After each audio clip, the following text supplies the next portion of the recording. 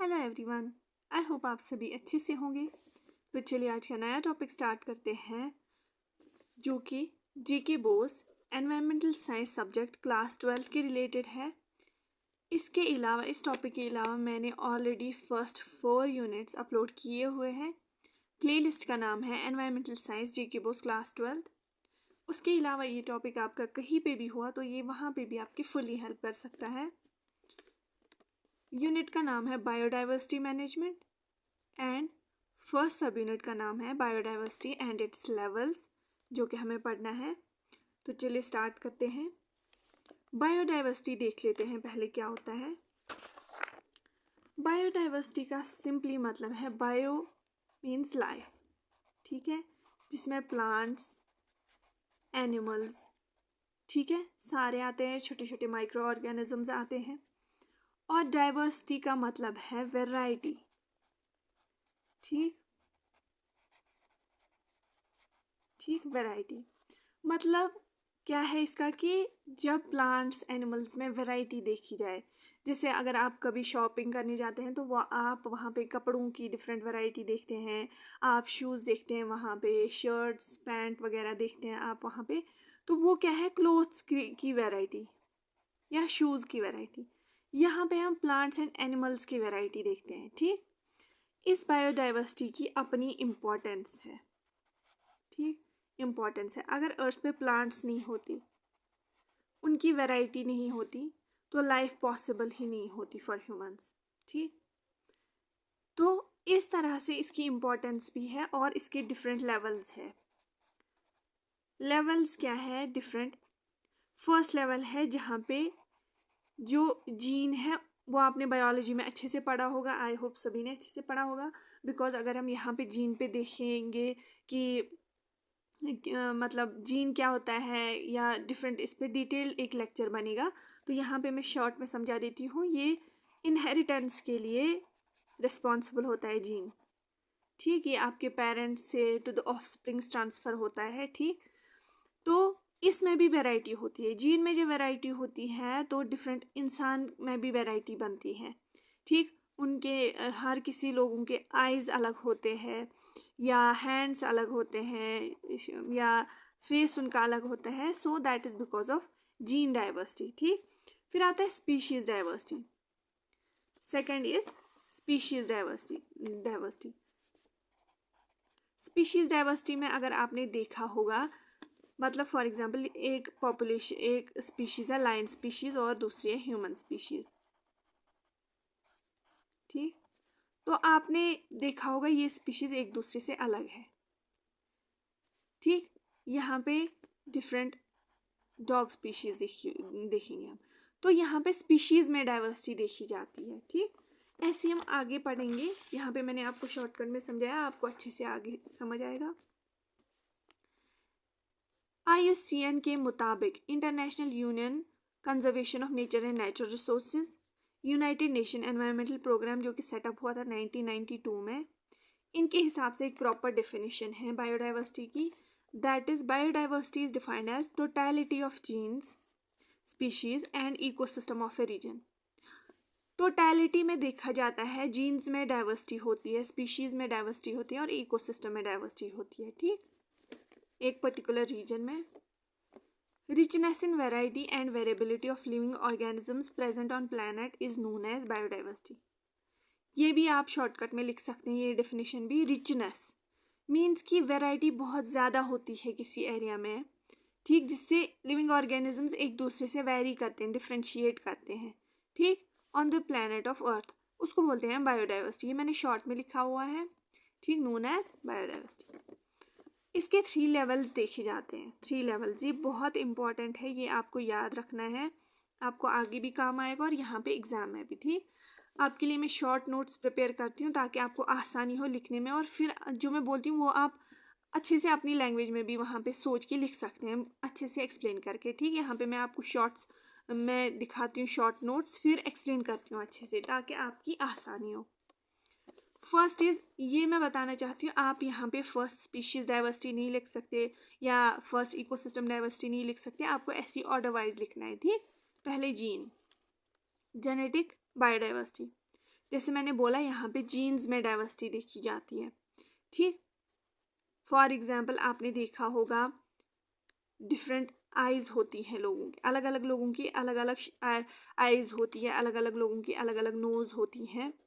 So that is because of genetic biodiversity, ठीक। Species diversity होती है जब आप डिफरेंट डिफरेंट स्पीशीज देखिए एक एरिया में, स्पीशीज में भी आप वैरायटी देखिए तो वो होती है स्पीशीज डाइवर्सिटी, ठीक।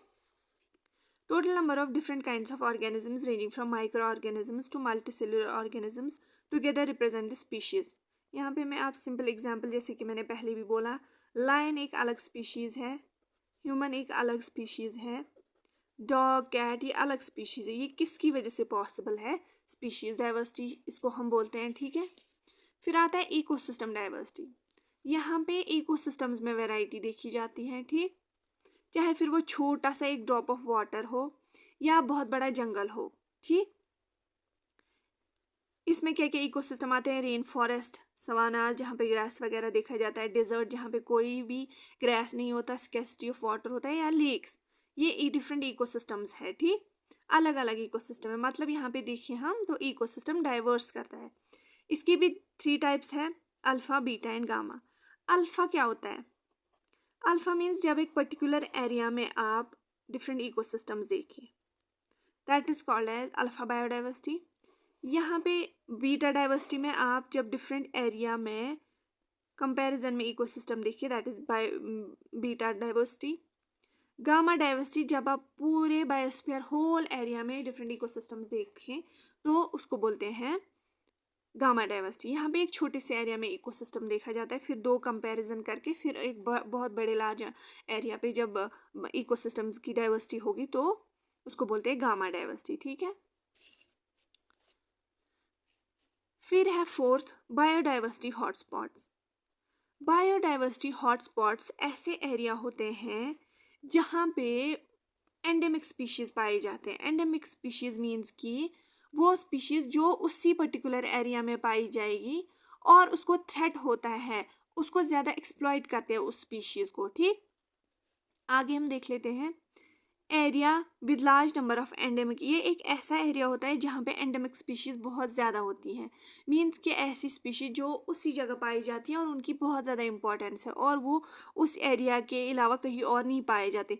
तो उसके लिए वो चीज़ें, वो जो स्पीशीज़ है वो बहुत ज़्यादा इंपॉर्टेंट होती है, क्योंकि अगर वो वहाँ से एक्सटिंक्ट हो गई, उनकी कोई इंपॉर्टेंस हुई तो वो और कहीं हम नहीं पा सकते, ठीक।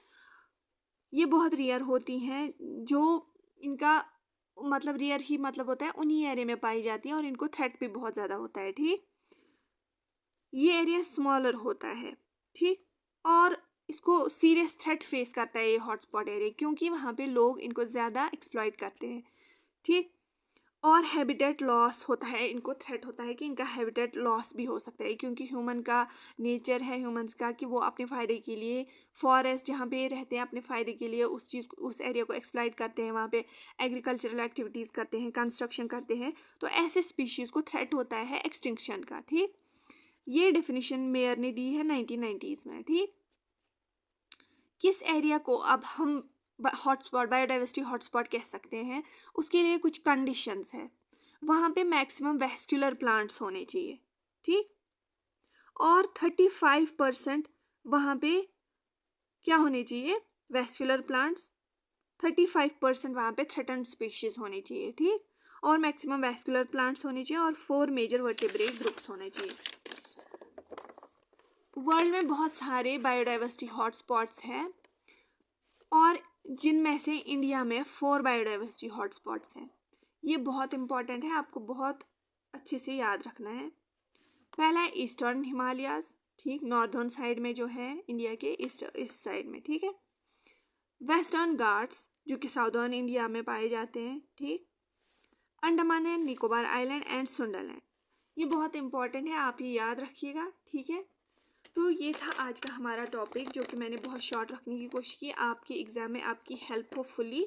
उस हिसाब से मैंने ये नोट्स बनाए और उस हिसाब से मैंने ये लेक्चर डिलीवर किया, ठीक। तो चलिए, आपको वीडियो अच्छा लगा, इन्फॉर्मेटिव लगा तो लाइक करें इस वीडियो को, शेयर करें ज़्यादा से ज़्यादा विद योर फ्रेंड्स, क्लासमेट्स। आपकी वजह से किसी की हेल्प होगी तो आपके लिए भी कल को अच्छा होगा। और सब्सक्राइब करें मेरी चैनल पे अगर आप नए हैं। मैं बताना चाहती हूँ कि मेरी चैनल पे क्लास 12th एनवायरमेंटल साइंस की जितने भी सब्जेक्ट्स हैं, क्लास 12th एनवायरमेंटल साइंस के जितने भी यूनिट्स हैं वो मैं अवेलेबल करूँगी कुछ टाइम तक आपके एग्ज़ाम से पहले पहले। अभी तक मैंने यूनिट 4 जो पहले 4 यूनिट्स अपलोड किए हुए हैं फुली अच्छे से with proper handwritten notes. और जो प्रोग्राम बीएड है उसके रिलेटेड भी मैंने जितने भी सब्जेक्ट्स हैं उसके सारे टॉपिक्स अपलोड किए हैं। यू कैन गो थ्रो और आपकी बहुत हेल्प होगी, आई अश्योर यू। कमेंट करें पॉजिटिव वे में आपको ये वीडियो कैसा लगा। Thank you so much for watching this video and all the best for your exams.